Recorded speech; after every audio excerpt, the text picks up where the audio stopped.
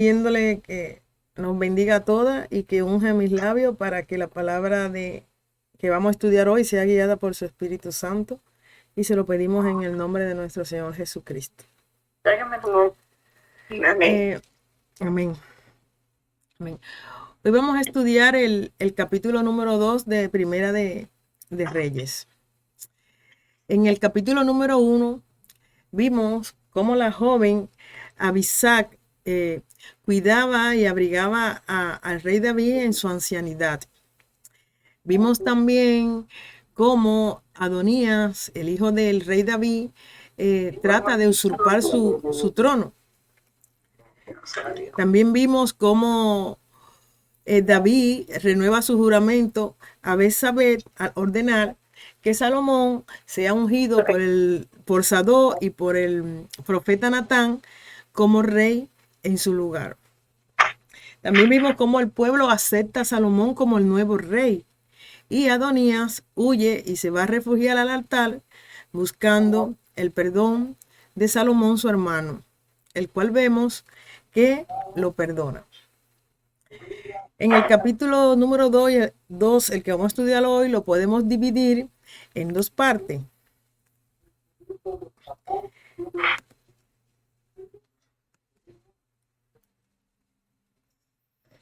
La primera parte, la muerte de David y el mandato que le da a su hijo Salomón antes de morir. Esto lo podemos encontrar en los versículos del 1 al 11. La segunda parte, la ascensión y confirmación de Salomón en el trono, y van a ser en los versículos del 12 al 46. Hoy vamos a estudiar los versículos del 1 al 11. Quiere decir que vamos a estar desarrollando la primera parte, la muerte de David y el consejo y el mandato que le da a su hijo Salomón antes de morir. Empezamos leyendo el versículo número 1 y 2. Dice así. Primera de Reyes 2, 1. Llegaron los días en que David había de morir y ordenó a Salomón su hijo diciendo: yo sigo el camino de todos en la tierra. Esfuérzate y sé hombre. Aquí vemos cómo David dice: yo sigo el camino de todos en la tierra. David, el hijo de Isaí, el rey más grande de Israel, aparte de nuestro Señor Jesucristo, nuestro Mesías, reconoció que él era un mortal, que él solo era un hombre y que compartía el mismo destino de todos en la tierra.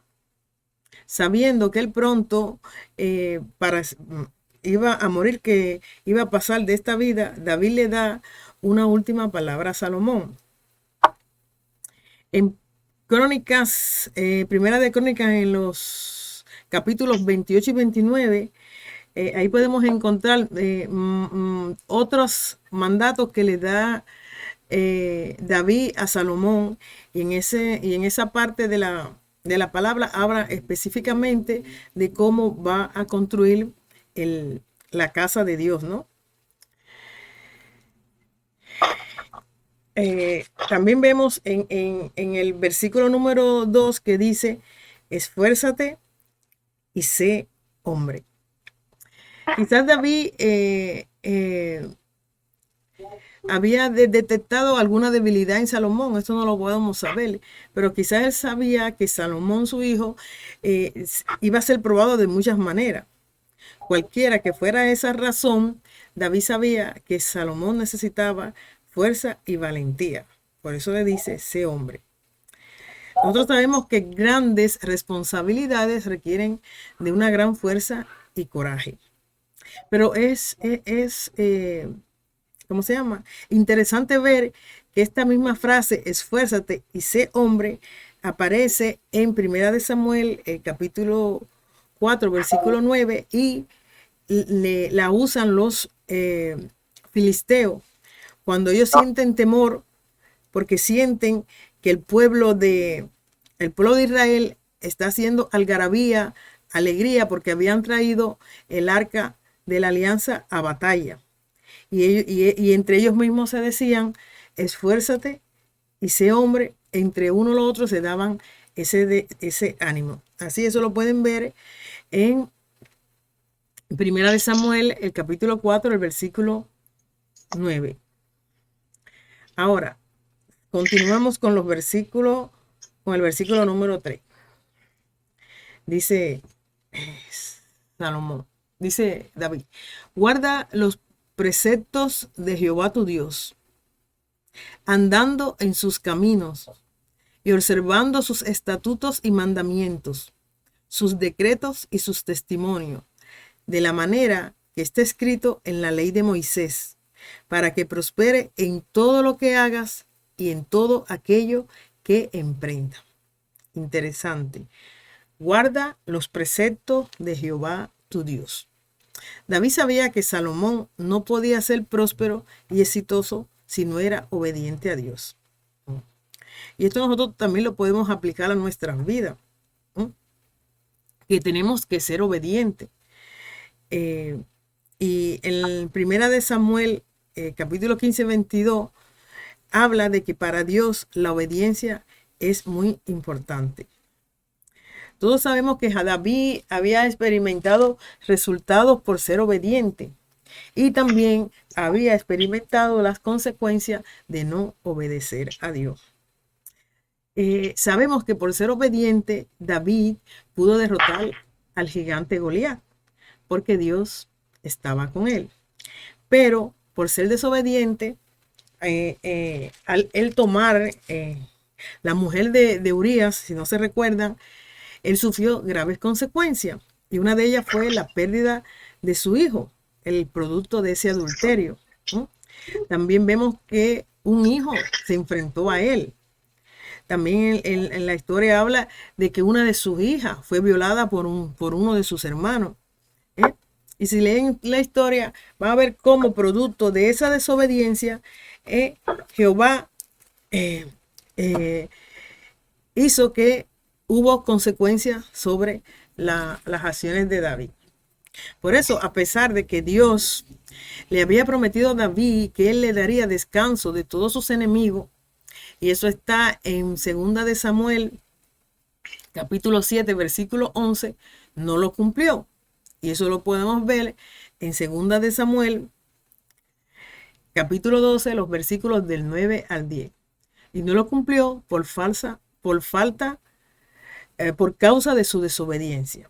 Veamos lo que dicen estos versículos que les dije. Ahí en 2 de Samuel 7:11 dice, desde el día en que puse jueces sobre mi pueblo Israel, y a ti te daré descanso de todos tus enemigos. Y a ti te daré descanso de todos tus enemigos. Asimismo, Jehová te hace saber que él te hará caso. Pero veamos lo que dice el 2 de Samuel 12:9. ¿Por qué?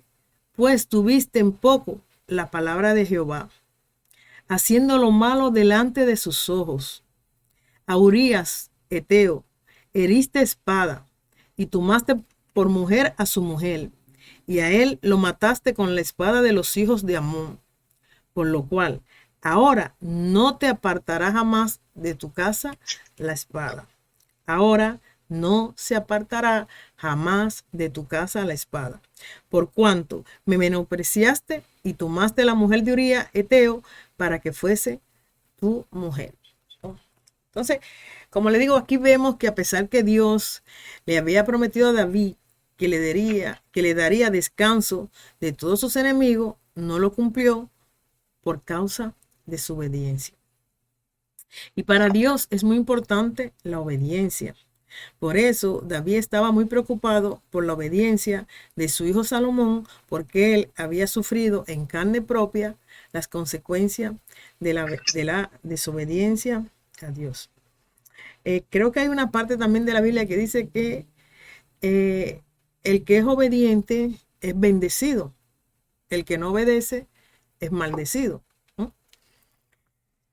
Ahora continuemos con el versículo 4.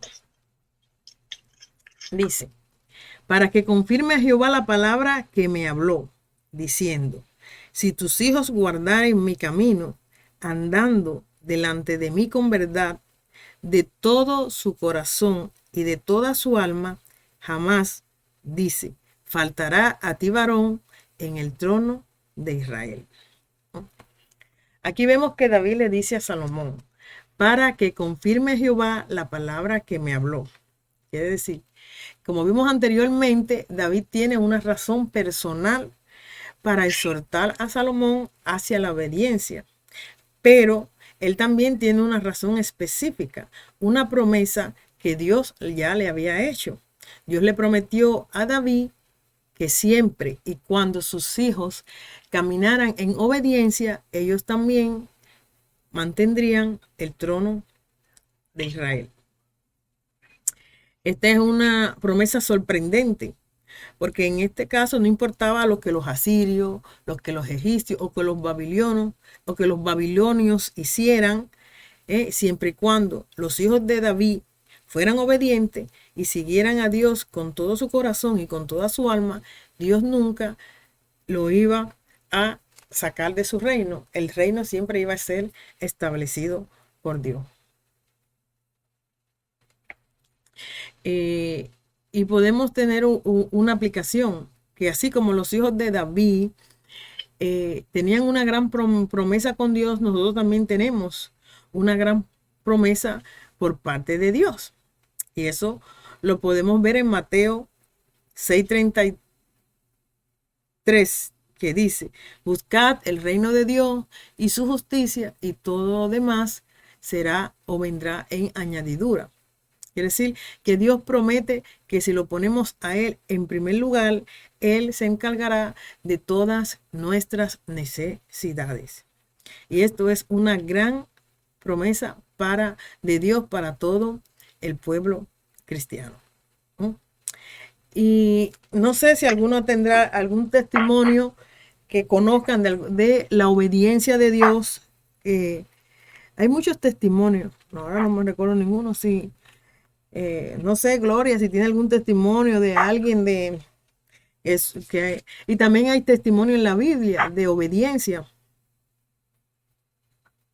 Sí, es cierto. Por ejemplo, Jesucristo era el ejemplo principal de obediencia, ¿no? Dígame, Gloria. Bueno, yo creo, por ejemplo, la obediencia referente, digamos, en el tiempo actual, yo me acuerdo que al menos me acuerdo yo que siempre yo quería obedecer a mis padres, ¿no? En lo que ellos me dijeran.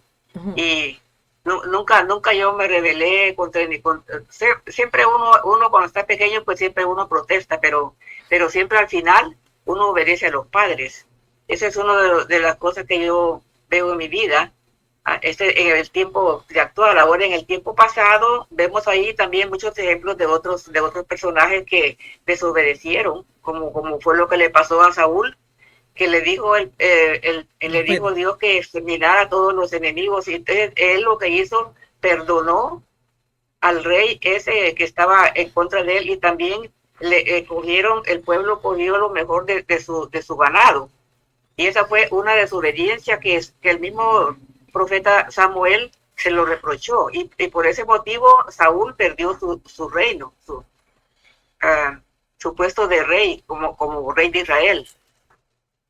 Dios lo eliminó completamente, porque él se miraba que le mandaban una cosa y él siempre hacía otra, de acuerdo, y él decía siempre, si yo lo hice de acuerdo como Jehová me mandó, no. Él siempre hacía lo que él quería al final. Y le costó el reino.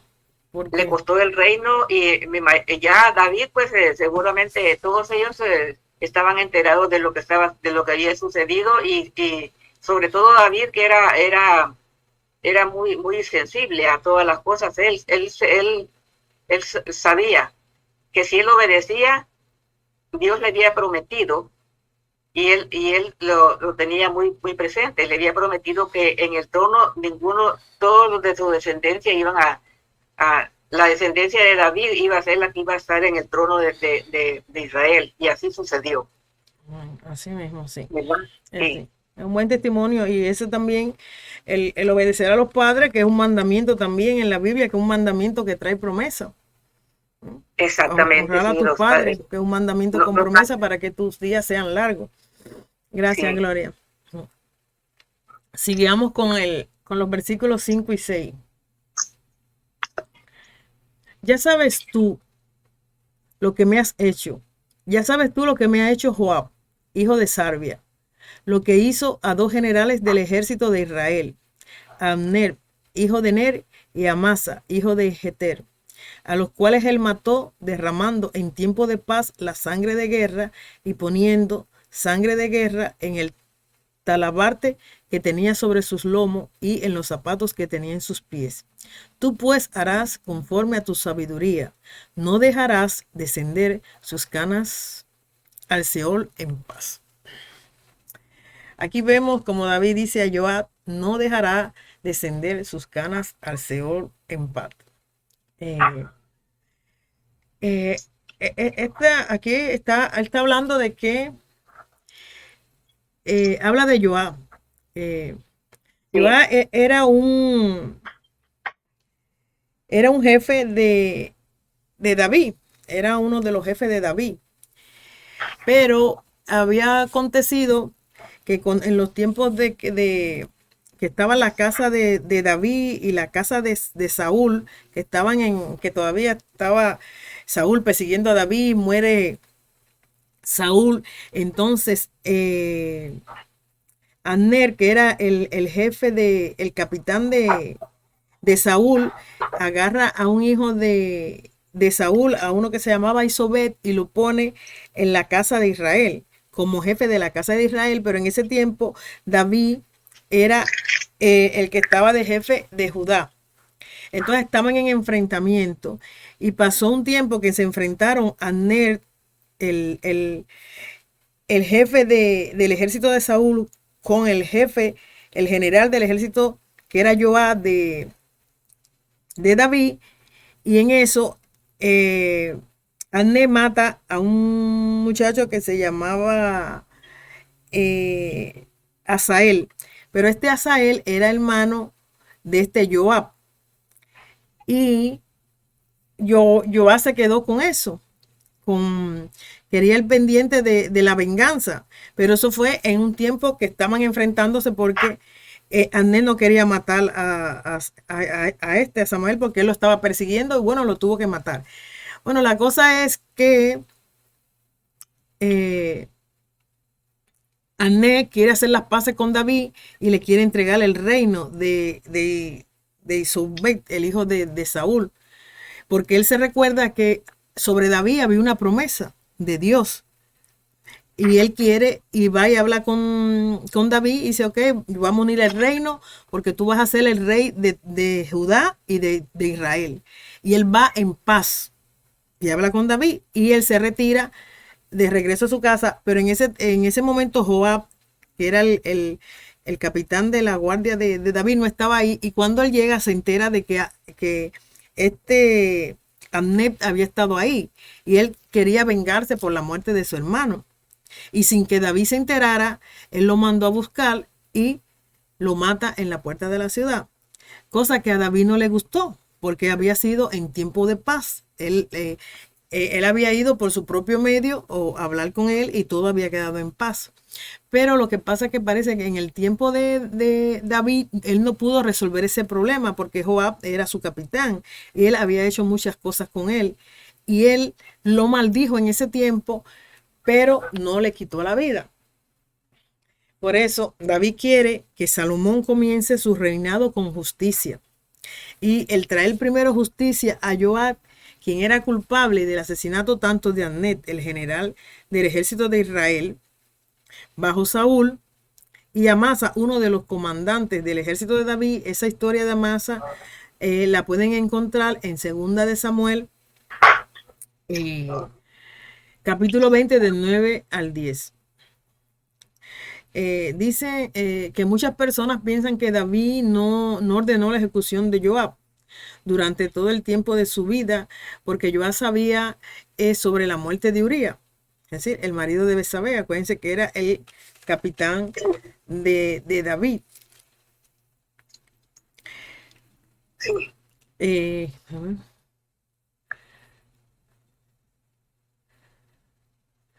Pero Estas personas que piensan que Joab utilizó este conocimiento como un chantaje en contra de David, pero parece que no es cierto porque también habían otras personas que conocían de esto. Por ejemplo, la Betsabé lo conocía Natán el profeta y también los servidores de David. La posible razón que es que David conocía la lealtad y el sacrificio que Joab hizo por él durante todos los años que tuvieron en combate. Y él sabía su violencia y su crueldad. David ciertamente no le faltaba el coraje. Él no fue capaz de hacer frente a la mezcla que él tenía entre la lealtad y la fechoría de Joab. Sí, es cierto.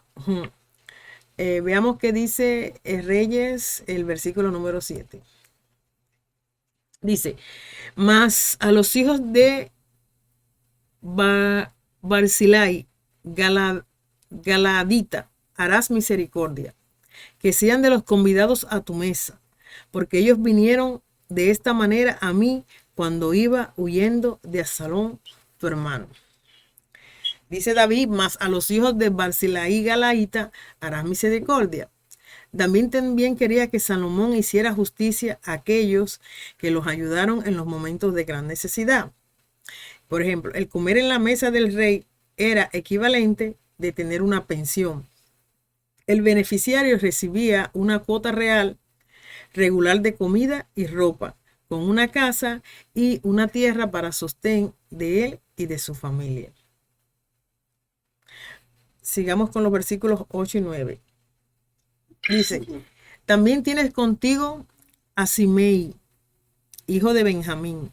A Simei, hijo de Gera, hijo de Benjamín, de Baurín, el cual me maldijo con una maldición fuerte el día que yo iba a Mahanaim. Mas él mismo descendió a recibirme al Jordán. Y yo le juré por Jehová diciendo, yo no te mataré a espada, pero ahora no lo absolverás, pues hombre sabio eres, y sabes cómo debes hacer con él, y harás descender sus canas con sangre al Seol.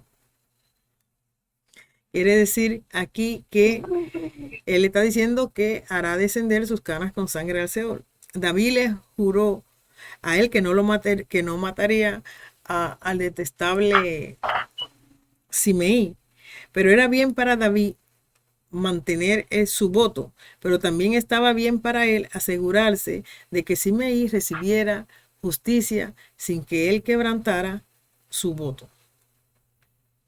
En los versículos 10 y 11 dice que y durmió David con sus padres y fue sepultado en su ciudad.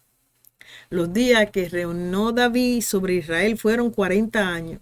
7 años reinó en Hebrón y 33 años reinó en Jerusalén.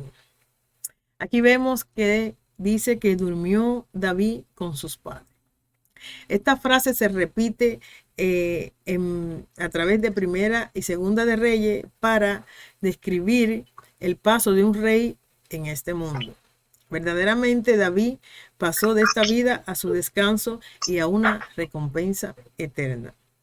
Así terminó la vida terrenal de uno de los hombres más grandes que jamás hay en la historia.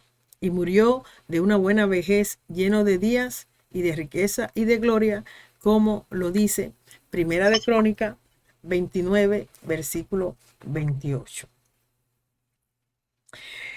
Todos sabemos que David fue un pastor, era un pastor de ovejas, fue un gran soldado, fue un rey, también fue fugitivo, también fue un pecador, era un poeta. En general, él vivió bien y es más que evidentemente también murió bien. También el versículo 10 dice que fue sepultado en su ciudad. La tumba de David era conocida en los tiempos de Jesús y de los apóstoles, de acuerdo como aparece en Hechos 2:29. Después de eso, el escritor cristiano Jerónimo habla que también era conocida en su tiempo.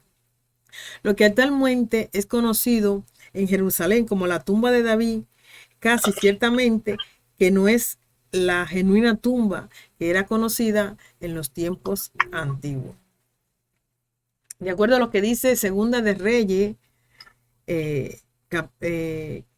Segunda de Reyes, capítulo 11, versículo 10, las almas de David fueron preservadas como reliquias en el santuario, mientras, de acuerdo con Josefo, otros tesoros representativos de su reinado fueron enterrados con él en su tumba. Como conclusión de los versículos que leímos, ¿no? Tengo como conclusión que se ve ahí el consejo de David que le da a su hijo como padre, mandándole a seguir los mandamientos de Jehová para que todo lo que él hiciese prosperase, ¿verdad? También Sí. aunque le da un consejo David a su hijo Salomón, pero se lo da como rey, porque el doble asesinato que Joab había cometido sin ser castigado era como un insulto para el rey. Era una mancha en su reinado que aún no había sido borrada. Aún en su lecho de muerte piensa que es su deber como juez supremo porque David era juez, dar a su sucesor, que ese era su hijo, una orden definitiva acerca de ese caso, es decir, dar un caso cerrado. Además, él tenía miedo porque Joab había participado en la rebelión de su hijo Adonía. Entonces a él le pareció que era muy peligroso para el trono de Salomón que este Joab quedara vivo. También la blasfemia contra la ley estaba al mismo nivel que la blasfemia contra Dios. Ambas eran castigadas con la muerte. Y esa fue la blasfemia que hizo el otro que lo maldijo y después lo recibió en el Jordán. Pero para David había sido una blasfemia, y quien blasfemaba contra un rey en ese tiempo blasfemaba contra Dios y también debía ser castigado. Y David le deja ese encargo a su hijo como para decir, he obrado, he terminado y quiero justicia, para que mi hijo también empiece con justicia. También como concluimos que tuvo una buena vejez David y que murió y que fue sepultada en Jerusalén, la tierra que dio vida a nuestro Señor Jesucristo. Amén. Sí, sí, amén. Es lo que tengo para mí. Amén. Amén. Gracias, Dulce.